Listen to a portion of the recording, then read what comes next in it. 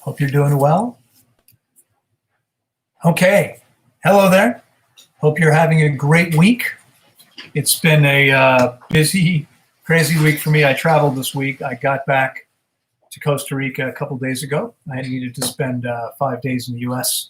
taking care of some things there. So hello to each of you that are here with me. Hello to you on Instagram. Good to see you all. I hope you are having a fantastic week and ready for a great weekend. Things are about to get really busy here as we open tomorrow. Well, we have a retreat going on here now, and most of the participants, we have about 15 participants, I think, something like that. All but 3 of them are staying to fast. And so just give me 1 second. Kitty's outside, come on.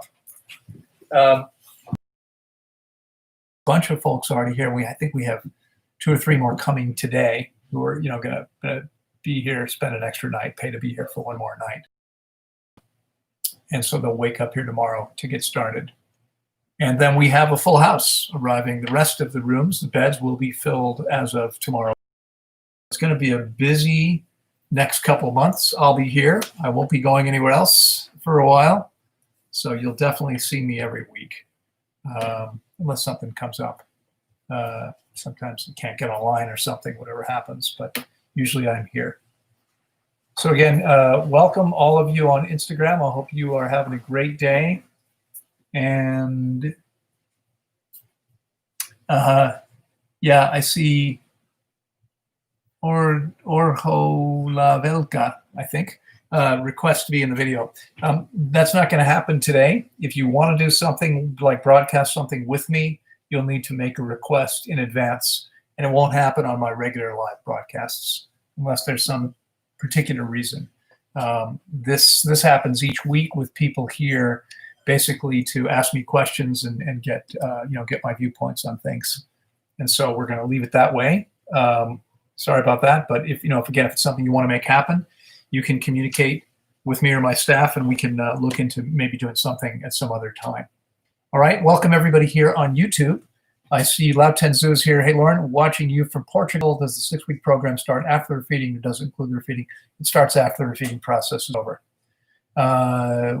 Wait.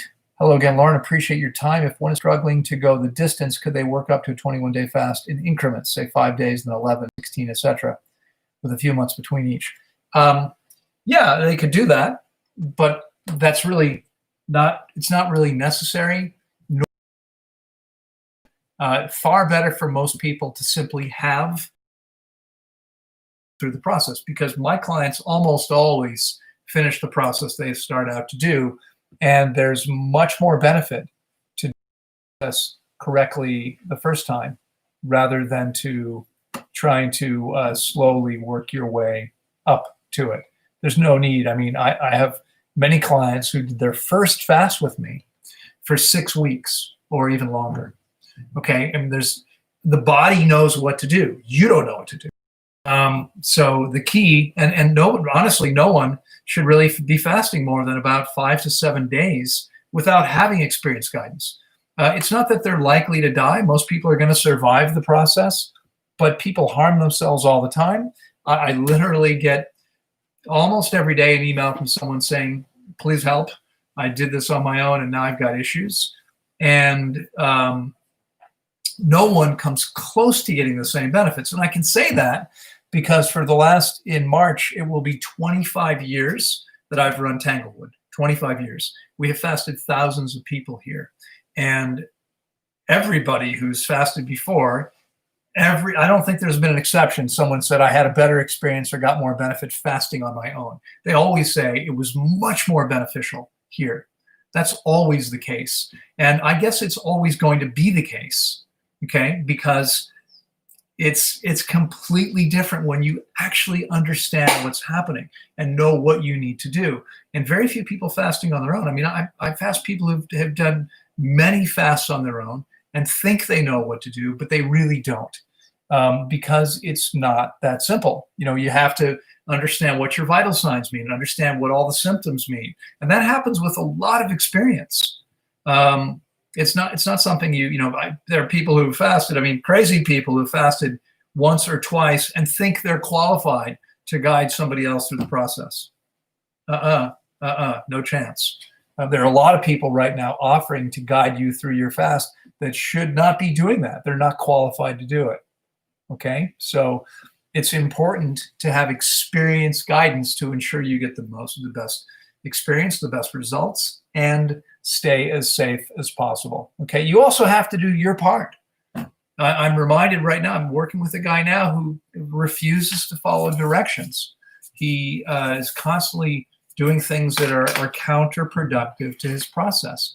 So he's not going to get the best results, but he probably wouldn't even have completed the fast had he not had guidance. He fasted 25 days where he probably would have gone 1 day or 2 days without having guidance.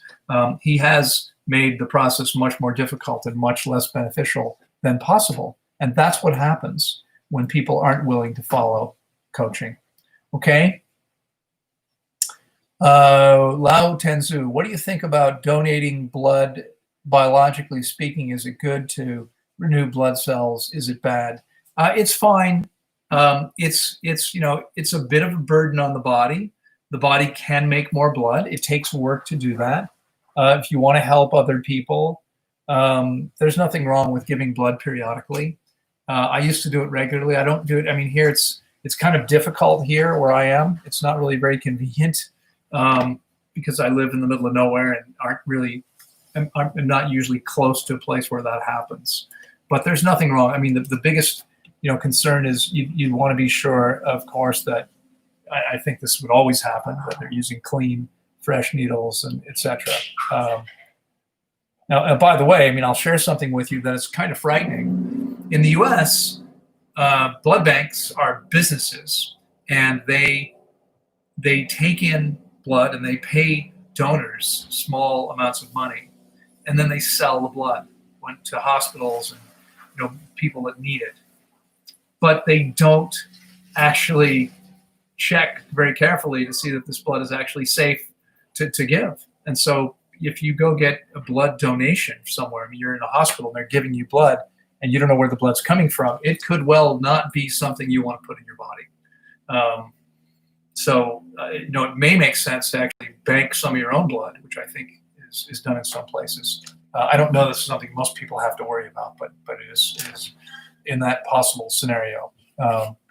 Okay, Latins, who also asks, what's worse, overeating or undereating? Do you know what could be some of the symptoms if you're not eating enough calories? Well, unfortunately, it's not that simple to answer that question because, for instance, it would be much better to overeat by 10 calories than to undereat by 50%. Okay, eating half as much as you need is far worse than eating a tiny bit more than you need. It would be far worse to overeat by 2 times, which is probably what most people are doing every day, eating twice as much as they actually need. That's far worse than undereating a little bit. Okay, I mean, ideally what we do is we meet our body's needs. Now, most people don't know what their body's needs are and aren't really in touch. They're not properly getting or understanding the messages that their body is sending. And so people overeat all the time. And there are people who undereat all the time and aren't connected enough to know they need more food. If you are undereating, you are going to be tired. You are probably going to feel weak. You are going to be losing weight. And there may be various other symptoms. But it's not that simple. Ideally, what we do is we learn to listen to our body. So I eat only when I'm hungry. Normally, there are exceptions. For instance, as I mentioned, we have a lot of breeze. I'm going to close this door. We have a retreat going on right now, and so there's. I've been busy working pretty much all day, every day. I gave a lecture the other day. I'm going to give one today. I'm going to be talking today about the intentional community and the big project we're creating here. But aside from that, I've been working, so I'm not really seeing most of the people here. I mean, it's a yoga retreat that so 2 of my volunteers are putting on, and so I don't necessarily need to be at all the events, but I do go to all the dinners, and make sure that I have a chance to connect with everybody there, etc. Now I'm doing that. I'm eating at mealtime, which has been 6 o'clock, I think, most nights, even though maybe I would have waited an hour, or maybe I might have eaten, if I hadn't eaten anything. There was one day I didn't eat anything before that, and I could have easily eaten at 4:30 or 5 o'clock. My body was ready to eat, but it was perfectly fine. And when you're really hungry, and it's not detoxification that makes you feel bad, because hunger doesn't feel bad. It's perfectly okay to wait. So I waited so that I connect with those people. So that's not, there are times I might be eating not exactly when my body says, hey, this would be the time to eat. But that's the exception, not the rule. It's always okay to wait. What you don't really want to do is eat earlier than you're hungry. In that situation, I probably would eat very little. It would be more of a social connection, and I might eat a tiny amount of food if I'm not really hungry. But that's the key. So it's really to learn to listen to your body so you're not overeating or undereating, because neither of those things is optimal. I see we have a super chat, and I apologize, Ian, for keeping you waiting. I'm just noticing now. For some reason, it's not showing up on top. It's only showing up down here when I scroll down. So Ian, 44, has made a 10-pound contribution and said, I just got back to Thailand from the UK and could not use Super Chat, but using a VPN back to the UK got around that, might help others. Thank you for that pointer. I'll explain in a minute if anyone doesn't understand what that means. Also, for your information, quality of Instagram Live is far superior to YouTube. Okay, well, that's good to know. A couple things have happened. I was having terrible trouble. I wasn't able to get on Instagram Live sometimes from here. Recently, my phone was old. I just replaced it with a new phone, and I have a new connection as well, the new connector. And so hopefully I'm getting a better connection, because remember, it's cabled connection here. We have no Wi-Fi, and we have no cell phone service here. So I have a Ethernet cable that my phone is connected to, and another one that my computer is connected to. I've got two different devices sitting here on my desk. They're both connected to the same thing. I'm not sure why one would be better than the other one, but everyone has has two choices. You can be here with me live at this time on YouTube, and you can be here with me live on Instagram. If you choose to be on YouTube and you would like to contribute to what we're doing here, there's the ability to make what's called a super chat. But super chats are not available from all countries. If you live in a place where you can't do a super chat, but you want to, what Ian is saying is he's now using a VPN, which is a virtual private network. And the virtual private network, I use one too, and I use one here because there is often content that we're not allowed to see in Costa Rica. I don't know why. Content is licensed for viewing in certain places. So there's many things that I could watch in the US, but I can't watch here. So I use a VPN. There's some security issues as well with the VPN that make it safer. But I use a VPN, at least most of the time. I'm connected through one now on my computer. And that means all of the YouTube and whatever other sites I'm in the US right now. And now to any place, it doesn't have to be the US. I happen to be connected to the US. You could actually so much of this technical stuff. I'm usually connected to Florida. And so for all intents and purposes, that's what, YouTube, that's where they think I am. And that means that you can do a super chat by connecting to a place where they're permissible if you're in a place where they're not. So thank you so much, Ian, for that tip and the contribution. I appreciate that very much. All right, let me scroll back up here and see where we were. Adam Bell says, Swami Sarva Priyananda, whatever that means. Okay, Adam Bell says, hi, Loren, thank you for your work. I have excessive belching during and after meals, even mono meals of fruit. Any idea why this might be? Yep, this happens because of the presence of old material in your system that your body wants to and needs to get rid of. And the best way to do that is via fasting. A supervised fast of 21 days or more. It's a 4-week process. with me, that on remotely via Skype currently, and maybe Zoom in the future.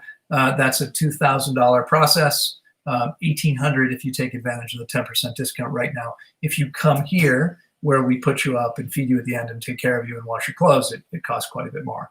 But it's as much as it is because my time is very valuable and my time is very scarce. I don't have a lot of free time and I value it highly. So there are people, of course, who value my time much less than I do and don't want to pay. That's perfectly understandable. It's no problem. I'm not going to argue with you. I stay busy enough as it is, more busy than I really can handle almost. So it's good either way. But you would benefit from a supervised fast, Adam. I wouldn't recommend fasting more than a week on your own. But fasting long enough, usually 21 days or more, will allow you to clear out the old material. And I would guarantee you, if you follow my coaching, that you would eliminate many pounds or kilos of old material, because everyone who follows my coaching does. Unless they've already gotten their body clean. And if that were the case, you wouldn't have this belching. Okay, let's see. Sean Coombs says, Loren, what triggers migraines? High cholesterol foods like cheese. There are different triggers for migraines. I don't know what they all are. Some people are triggered by the elimination of caffeine, which is why one of the medical ways to deal with the migraine is to drink a cup of coffee. How does that help? Well, when you take in coffee with caffeine, your body stops being able to detoxify and the pain goes away. But I have a client now who has been suffering from very intense headaches. I'm not sure if migraine would be fair or not in his case. What he's found, he is nearly done his 6-week process with me. He fasted for 29 days and is now on day 40, day 11 of refeeding. He'll refeed tomorrow and the next day, and then he'll be done. And what he's found is it was about 4 or 5 days ago, he had the worst pain ever so far. I mean, this is something that's been happening for him periodically. It's been going on, but he had the worst pain ever at night, and the next morning had his first bowel movement after began the refeeding process. And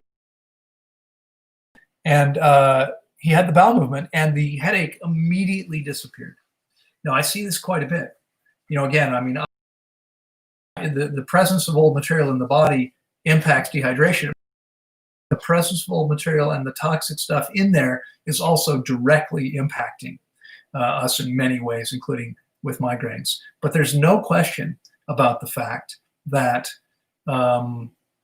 there are various different triggers. And so the key is you get your body clean enough and the migraines disappear. And again, I mean, I know I sound like a broken record to many people, but the simple fact is that we should feel and function amazingly well every day, just as I've had now for 34 years, okay? 34 years without a day sick, 34 years with tons of energy, 34 years, feeling amazing, staying fit and strong with very little effort. This is what's possible for virtually everyone. If you're having headaches, if you're having belly aches, if you're belching, if you're having any kinds of issues, there's a problem in your body. It's not a coincidence. You weren't unlucky. It's not genetic.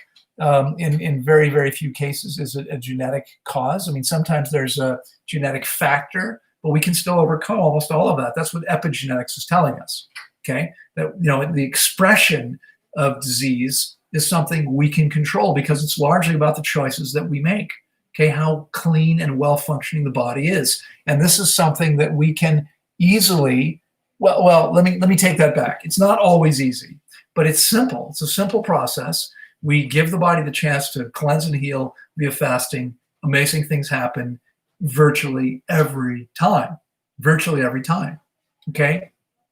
Last night, I spoke with a beautiful young woman who fasted twice with guidance, although one time, with guidance, sketchy guidance, I would say. The first time with a man who actually was one of my mentors and had a tremendous amount of experience, but didn't understand everything that we understand here. Okay, that I understand. Okay, I mean, and he had a lot more experience than I did. Well, not so much now. He practiced, he supervised fast for 50 years, and I'm coming up now at 25. He died several years ago, so he's no longer doing this. But he never understood the power of a 100% raw vegan diet, or even more of a fruit-based diet. And so, there were mistakes, including forcing her to eat cooked food before fasting because she didn't weigh enough, in his opinion. Something I would never have done, never, ever have done. Okay, we don't ever give people cooked food. Someone once said to me, well, what if someone needs cooked food? And I said, what does that look like? What does the need for cooked food look like? Because cooking food only destroys nutrients and creates toxins. There's never a need for cooked food. Okay, anyone who says otherwise is wrong. And I'll be glad to have that conversation with them face to face if they like. I actually debated a famous MD, a vegan MD, twice at a big event at the University of Pittsburgh, 2 years in a row. It was such a hit the first year. And both years people said, you smoked him, and he's a smart guy, but he's a guy who still thinks, eating a cooked vegan diet, that's the best you can do. Absolutely not. Okay, for anyone that's new here, you should understand that cooking food destroys nutrients and creates toxic compounds, that your body reacts to cooked food every time you eat it as if it's been poisoned, every single time you eat it. Okay, and I have a young man here now who spent I think a couple months at a place here in Costa Rica before coming to us for this retreat and to stay on to fast, who told me, he was eating cooked food there every day and he felt pretty good and thought, maybe I don't need to fast. And then he came here and, 5 days eating all raw fruit-based diet. He's going, oh my God, I feel so much better now. Well, yeah, that's what happens. Okay, that's what happens, just cleaning up the diet. I mean, all the people here who aren't already raw are telling me, I feel so much better. I feel lighter. I've lost weight. My blood pressure is down. In 5 or 6 days, that's what happens to people. It's amazing. As soon as you get out of your body's way, it starts to get much better. These are people that are still eating 3 times a day. Okay, imagine what happens when they fast. It's mind-blowing, the benefits that accrue when you do it correctly. And this is the thing. And I know some of you. I get the criticism all the time. I'm just after their money. Anyone can fast on their own. They don't need guidance, etc. The fact is, people don't get the same results. They don't get the same results on their own. Okay, it's not the same thing. It's completely different. And it's not because I'm so special. I'm kind of special, but it's mostly because I have a lot of experience and know what I'm doing. And I was open. I didn't start out with a medical school education saying this should be in this range and this should be here. I didn't know where it should be. So I've actually been open to figuring out what's actually best. And medicine's wrong about a whole lot of things. I mean, almost all of it, actually. Normal ranges for blood pressure, pulse, temperature, white blood cell count. I mean, so many things are wrong, even weight, because they're based on the average population. They're normal numbers, and normal just means average. Okay, we have another super chat here. Krasimir Sergeyev has made a 10 Bulgarian contribution. Thank you so much, Krasimir, and said, hello, Loren. Is it okay to eat fresh aloe vera gel? It's a good question. I have to say, I don't really know. I mean, I don't think it's really ideal for us. I don't think it's food for us. But, I mean, the reason why is very simple. There are very few plants that don't make themselves toxic to us. Okay, they purposely make themselves toxic. Why would they do that? Well, the answer is very simple. Plants want to survive. And this, by the way, I'm going to step on some toes here, get into some hallowed ground, but medicinal herbs, along with culinary herbs, are plants that want to survive. Medicinal herbs work, right? They work because your body is reacting to a toxin in the herb in a way that allows you to suppress a symptom. And that's all that's happening. I mean, you've got to be completely clear about this. And if you've been here every week with me for a while, you probably are clear. At least you're clear what I believe, if you're not clear for yourself. But, you know, it's not really a belief. It's a simple fact that cleansing and healing are biological processes. And what that means is that only the organism can cleanse or heal the organism. Okay, there's nothing we can take, and there's nothing someone can do to you that can make you cleanse or heal. Now, you know, as a Reiki master, I can put energy into a system that's not functioning very well and jumpstart their system in the same way that you can jump a car battery. Okay, but I can't make them heal. The body has to then take that energy and use it and heal with it if it's able to. And sometimes it won't be able to. Okay. I mean, you know, people say, oh, you're a healer. I'm like, no, I'm not a healer. Your body is the healer. Okay. Your body does all the healing. That's so important to understand. Anything you take that immediately or almost immediately makes symptoms go away is probably suppressing symptoms. And that's not leading you to a higher level of health. Okay. And, you know, I know there's going to be some detoxification specialists out there, you know, who want to argue with this because they've been led to believe that herbs are going to heal the body. God didn't give us herbs to heal the body. Okay. The herbs are there for their own benefit. They do not want to be consumed. When you consume them, the toxins in the herb make your body react in a way that you feel better. But it's no different than drugs. Drugs actually came from herbs originally. Okay. And what they did with drugs is they said, well, let's concentrate this active ingredient, whatever the active ingredient in this thing is, we'll concentrate it. And that's how we got drugs. Okay. So drugs are more potent, drugs are more powerful. And in many cases, drugs are more dangerous, but not in every case. In some cases, the plants themselves are pretty dangerous because of their toxicity. You know, any herbalist knows, any real herbalist knows there's a reason that there is a dosage, okay, or sometimes a number of days. Like, you know, an herbalist will tell you, you can use this herb, but only this many days or only this much at a time. Why is that? Why the limitations? Well, very simply because the stuff is actually toxic, okay? So you want to be completely clear about this, because if what you want is to feel and function amazingly well, you need to allow your body the time to actually heal. Okay, all these shortcuts, magic bullets is what people are looking for. Give me the shortest, quickest way. Oh, I can keep eating what I'm eating and add this thing in. Why would I go fast? Why would I take time out of my life? Why would I go through this difficult process or potentially difficult process when I can just spend $100, $200, $300, $400, $500 a month, you know, or less, and take this herb? Well, the answer is very simple. The herb does not heal you. Your body heals itself. That's always been the case, and it's always going to be the case. Okay, so if you feel uncomfortable enough, you might want to suppress some symptoms, but you should do it knowing that you're suppressing symptoms. You should do it with full knowledge that this is about the suppression of symptoms. It is never about the creation of health or healing. Okay, you got to be really clear about that if your goal is to feel and function as well as you possibly can. All right, so I'm going to scroll back up since we are currently super chatless and see what, if anything else, we have going on here. Let's see, where was I?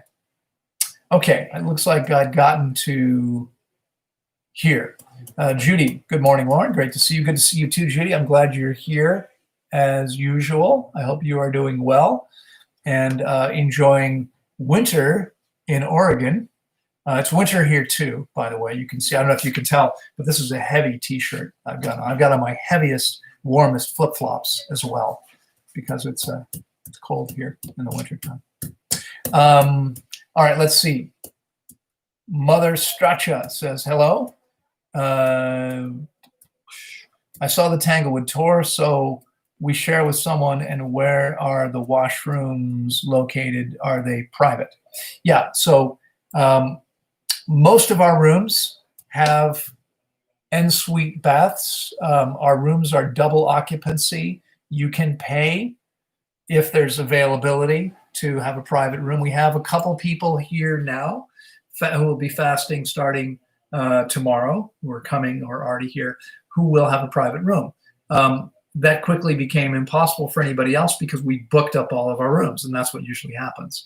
So now we do have 8, and so all of our double occupancy rooms have an ensuite bath. There's a bathroom attached. We have, last year we built 8 tiny cottages. We call them ranchitos. Maybe you saw them on the tour, maybe not. If it's the old video you saw, they weren't on there. We're going to be reshooting that at some point. Those buildings are cute little wooden buildings with palm thatch roofs, which are very cool. They cool off more than anything else. They're the nicest spaces. They have screen panels along the side, and in front there's a little porch in the front with 2 chairs and a table. Inside is very simple: a bed, a chair. Actually, one of the chairs from the porch could go inside, and there's a nightstand, and that's it. There's lights and there's power, and there's some shelves to put your things on, but that's it. There is a common bath building, a very, very nice structure that we built, where there's a ladies' room and a men's room. The ladies' room has 4 toilets and 4 sinks, and the men's room has 4 sinks, 3 toilets, and 2 urinals. And then down below there is 4 showers, 4 shower rooms, and each one, there's a separate room, there's changing space, and there's a shower. So they're shared by both genders because there's one person at a time. There's four showers there in 4 spaces. So that's what we have. Okay. All right. Shalom Aleichem says, "Hi Loren, what would you store for food for emergency purposes such as shortages of food?" Well, I mean, fresh food doesn't store very well. So if I was concerned about that, I would probably store dried fruit and nuts and seeds, which are very dense foods. You don't want to eat very much of them, but you could eat a little bit of them in the absence of other things. They contain a lot of calories. They're dense with fat and other nutrients, and so you don't need to eat very much, if you're out of food. Now, nuts and seeds need to be stored in the freezer. Obviously, in the worst situation where there's no power, they're not going to last very long. Dried fruit, on the other hand, would. Now, personally, I would probably never worry about that. Why? Because I have thousands of fruiting plants on site, 150 varieties of fruit. I walk through, we have in the kitchen, we have a ton of bananas picked from site right now in various stages of ripening. I took my normal daily walk through the garden this morning, and there are many more bananas coming soon. We have many papaya plants producing papayas on an ongoing basis. We have passion fruits. We have granadas. We have pineapples. We have sapotes and sapodillas forming now. There's always food available here. And my recommendation for anybody would be, if you want to be as healthy as possible, ideally what you do is you find a way to live in a place where you can grow as much of your own food as possible. We also grow lettuce and tomatoes and cucumbers and peppers. We don't have much of that right now. We're buying what we can organic. Yesterday was the farmer's market. We had a whole bunch of organic stuff here last evening. But and that's because we had a small greenhouse with some beds for tomatoes and some of these other things. And we enlarged the greenhouse and built completely new raised beds, easier to work with, much better use of space. I had a volunteer do this original work some years back, and they were pretty shoddily constructed, and they fell apart. I mean, over time, the wood's going to break down, but they fell apart because they weren't very well built, and they weren't really very well thought out. It wasn't a great use of space. So I went in there myself and measured everything and worked out how much space we needed as passageways and how big the beds would best be, and laid it all out. And we've now maximized our space. On Monday, we will finish putting in a hose. I was going to say a sprinkler system. We're not actually using sprinklers. We're using drip hoses, an irrigation system. So we're putting an irrigation system in, so it's automated. It's much easier to handle.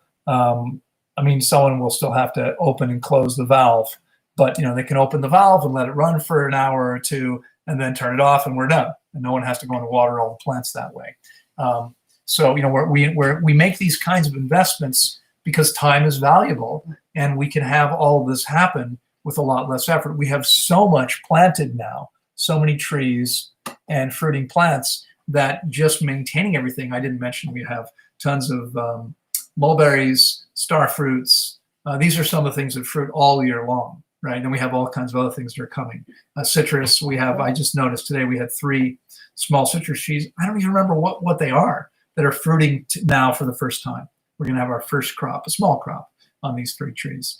But, it's exciting. I mean, every year, every season, there's more stuff that's bearing.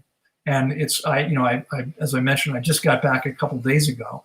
I was gone for less than a week, but I've been very busy before leaving. And so it's probably been 2 weeks since I walked the garden. I'm just blown away by how much everything has grown this season. It's amazing what we have. So we have another super chat. I'm going to scroll back down here. Let's see. Diane, hello, Diane. Good to see you. Diane has made a $20 contribution and said, some eat some types of persimmons firm, but I feel that all need to be soft to be digestible for me. What do you think? I've also known others to get upset digestion from ones that are supposed to be okay to eat firm. Yes, I agree. There are two varieties of persimmons which are normally exported, the Hachia persimmon and the Fuyu persimmon.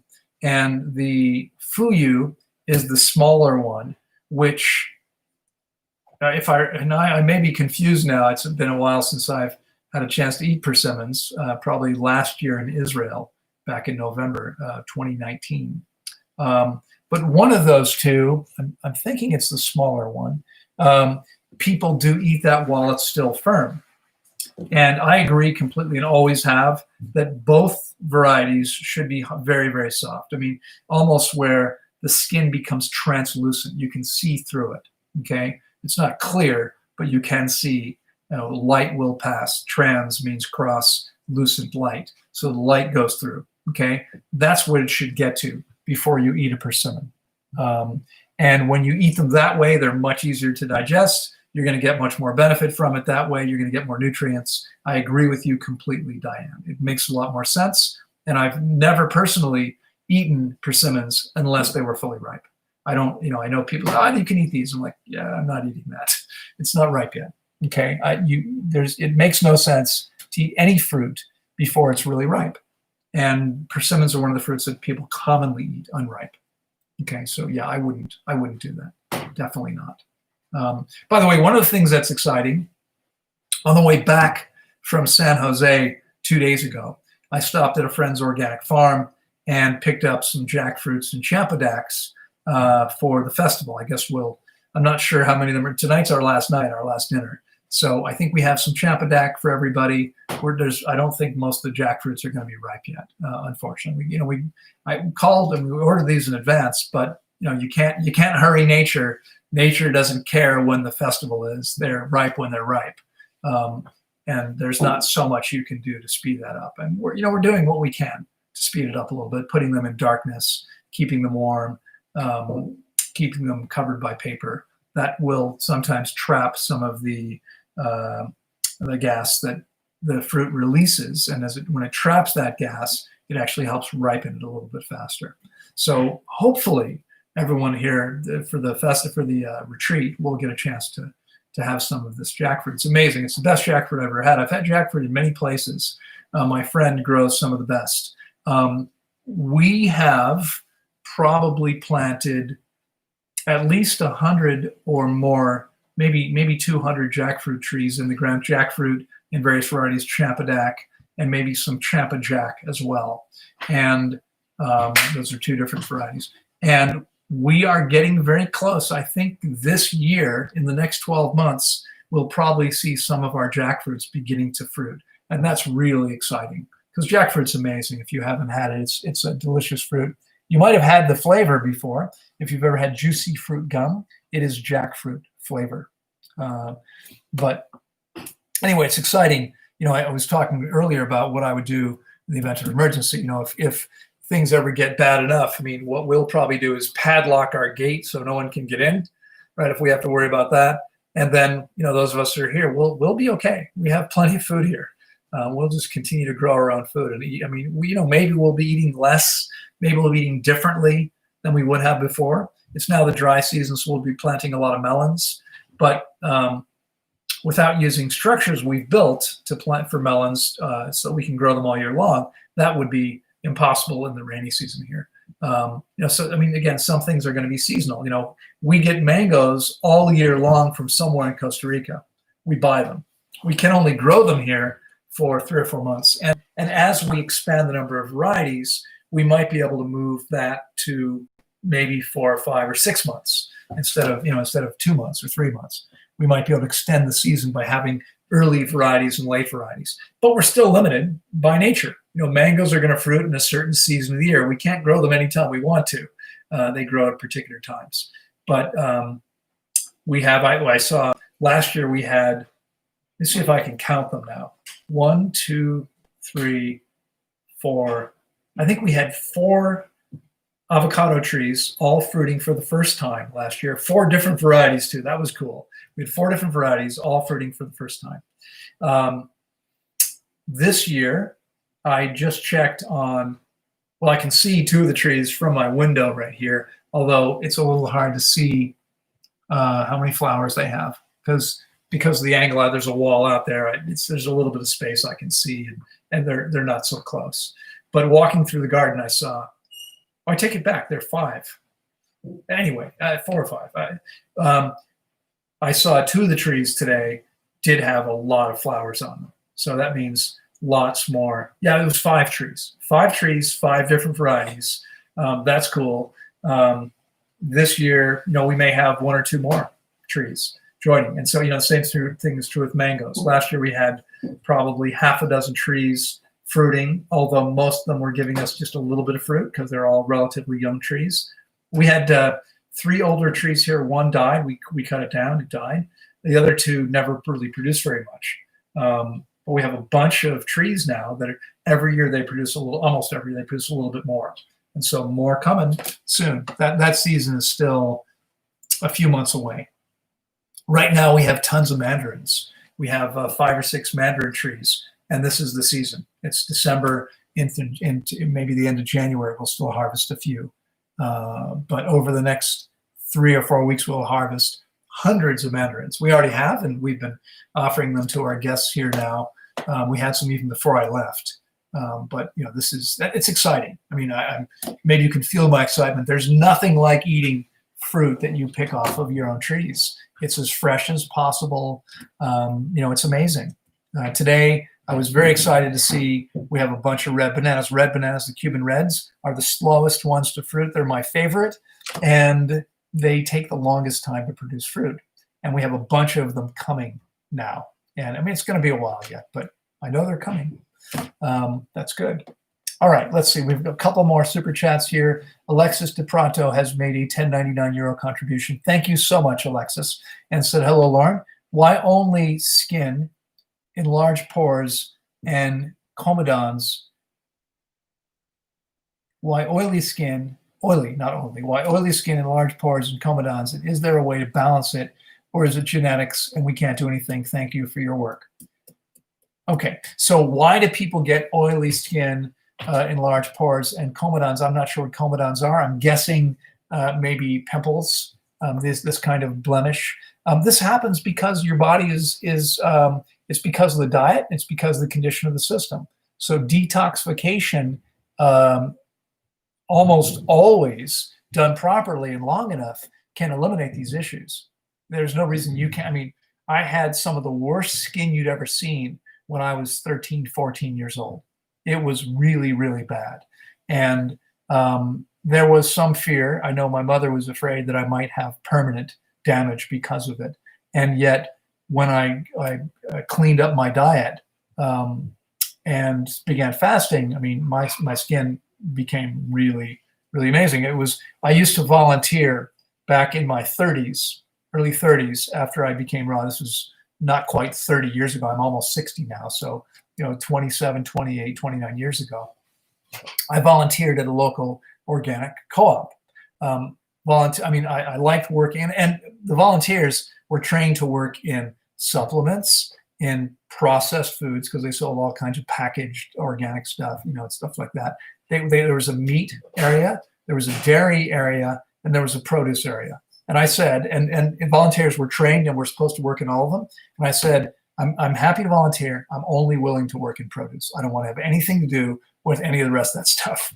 And they were willing to take me in. I wound up working very closely with the produce manager, who became one of my best friends, actually. And I was always in the produce. I wasn't there much. I was only there maybe, I forget, 8 hours a week or something. I would work a couple days, 4-hour shifts, a couple days a week, something like that.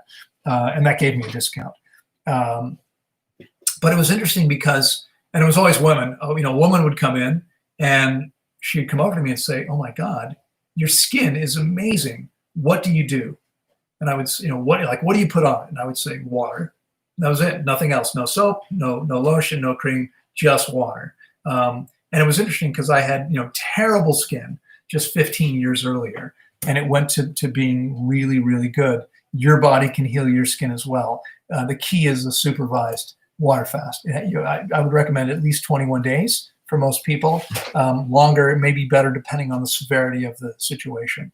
But your body will heal. Our bodies are self-healing, and they'll heal the skin just as they'll heal everything else if you give them a chance to. The key is to balance and cleanse the body, and then keep making optimal choices, and your skin will be beautiful. My skin is still soft and supple, almost wrinkle-free at nearly 60. And we have clients here all the time. There's a woman here now who's my age, and I thought she was a lot older than me when I first met her. That's what happens a lot. Okay. So thank you, Alexis. Diane has made another $20 contribution and said a lot of citrus is too acidic as it's picked too early to preserve it during shipping and shelf time. Some wind up putting the overly acidic fruit in smoothies or juicing it to stomach it. Isn't that a bad idea? It is a bad idea.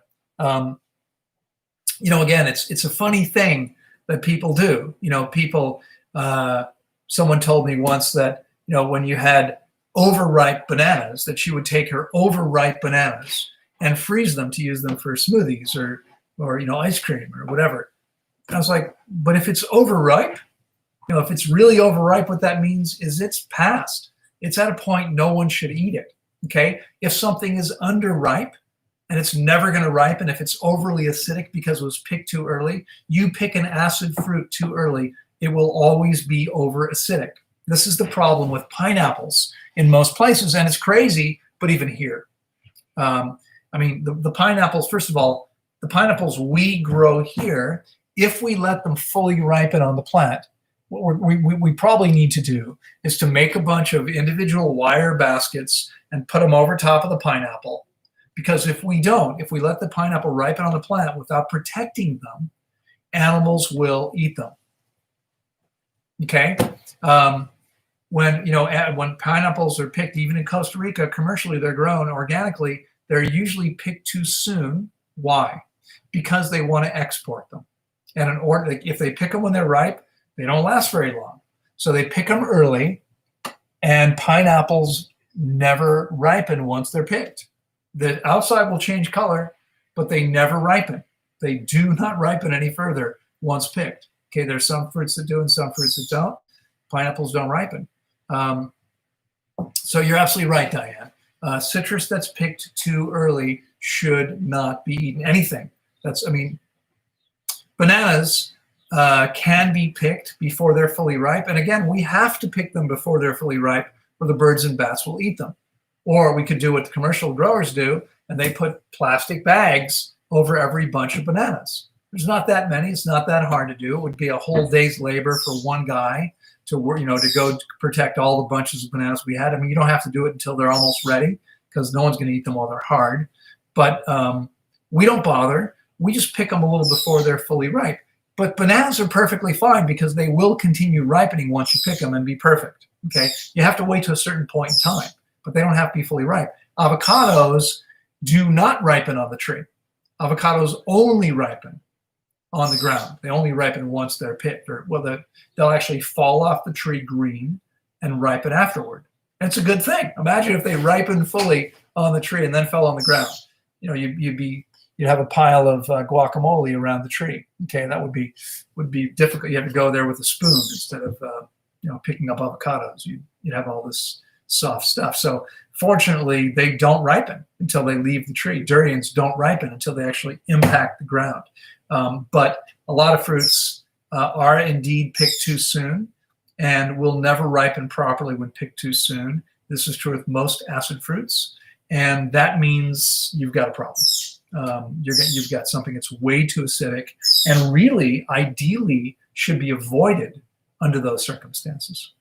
Okay? I hope that makes sense, but that's absolutely right, Diane. Okay, so I've got only a few more minutes. I've got a 10 o'clock group call. It's 10 to 10.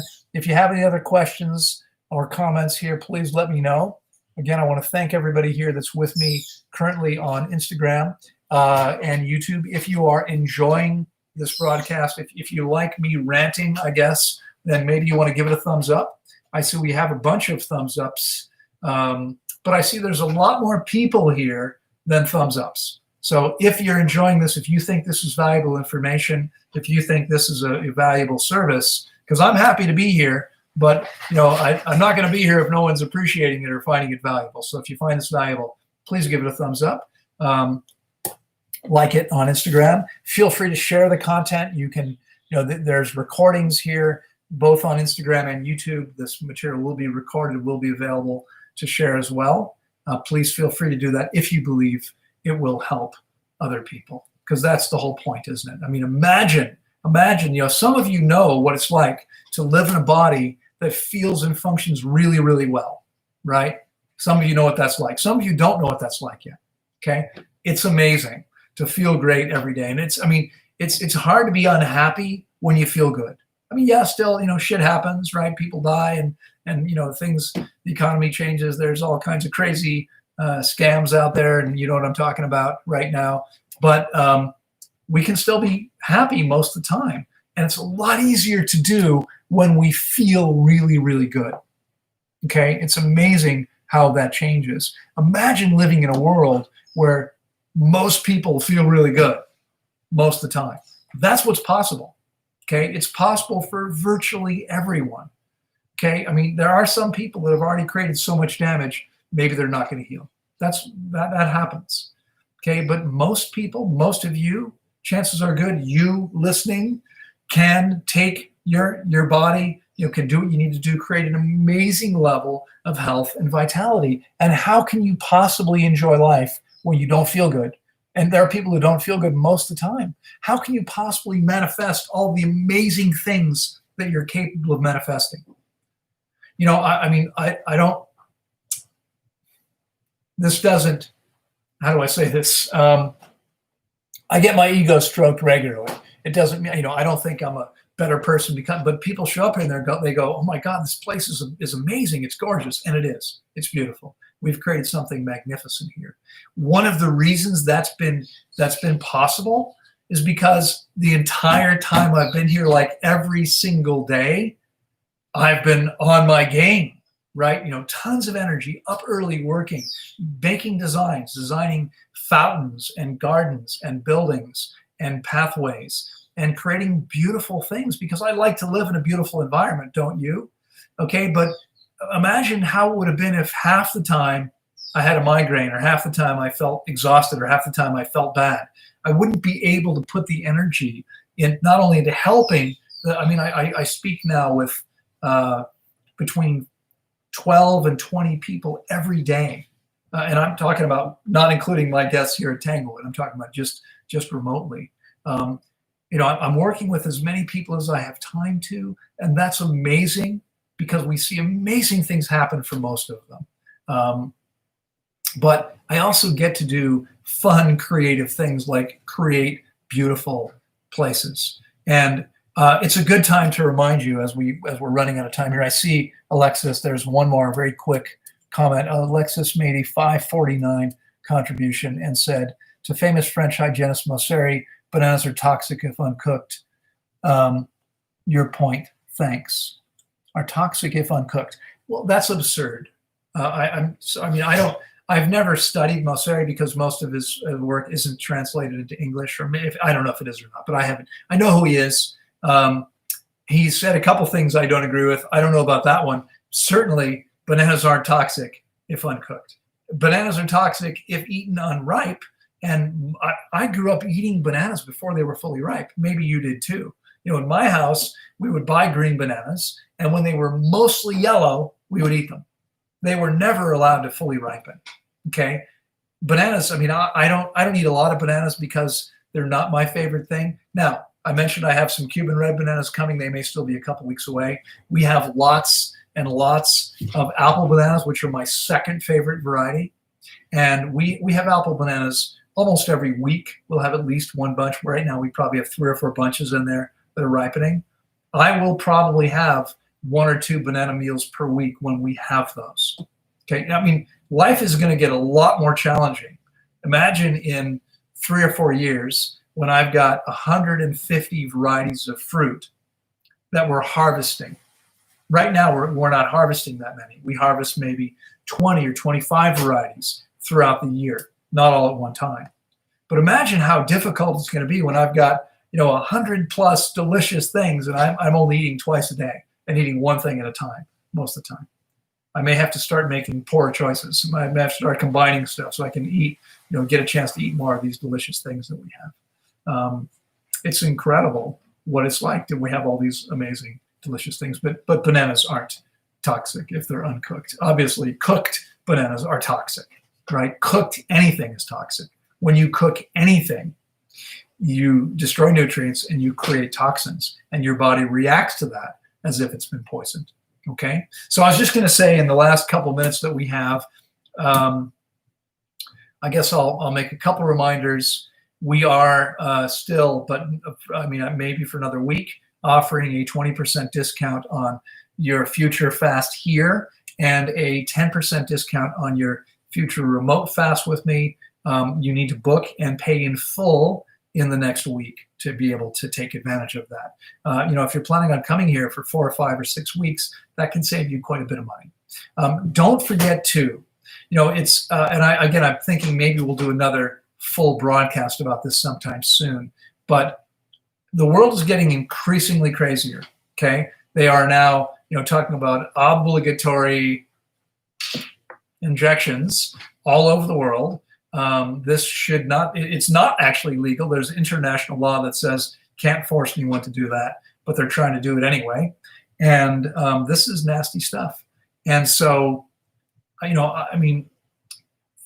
the world gets crazier and crazier, I wonder if it doesn't begin to make more and more sense to you to be in a place where you can be surrounded by like-minded people and breathe clean air without Wi-Fi and without cell phone signal, and to eat freshly picked food every day like I do, and to have pure water bubbling up out of the ground, and to live with like-minded people who don't think you're crazy but think you're amazing because you're committed to your own health and willing to do what you need to do to maximize your own potential. That's what it's all about for me. And if you're interested in that, we have this amazing project coming, and you can still get in on it. And you can get in on it for as little as $2,500 up front and then monthly payments. Or if you want to save $10,000 plus, you can pay $40,000 now. So lots are $50,000. You can pay $40,000 if you have $40,000 and save 20%, save $10,000. You can build a simple structure for $10,000. Get a free house, basically, okay, a cottage, a little bungalow maybe. If you do the work yourself, you can build it for much less than that. Okay, I've had contractors, and we've built things here for maybe $15,000, paying a contractor to do it. You could build a much smaller, simple structure. What do you need? You can live outside most of the time. You need a place to stay dry when it's raining, and maybe you want a toilet and a place, a counter to prepare some food, a little fridge, and a countertop. Doesn't take much. Anyway, that's available. It's coming soon. There's some other cool stuff coming soon. I'll remind you about next week. I'm going to run. I hope you have a fantastic week. It's been great being here with you. Once again, if you're enjoying this and believe this is valuable, haven't already given it a thumbs up, please do that. Please feel free to share. I will look forward to seeing you next week, and I hope you have a fantastic week. Take care. Bye-bye. Bye-bye, Instagram.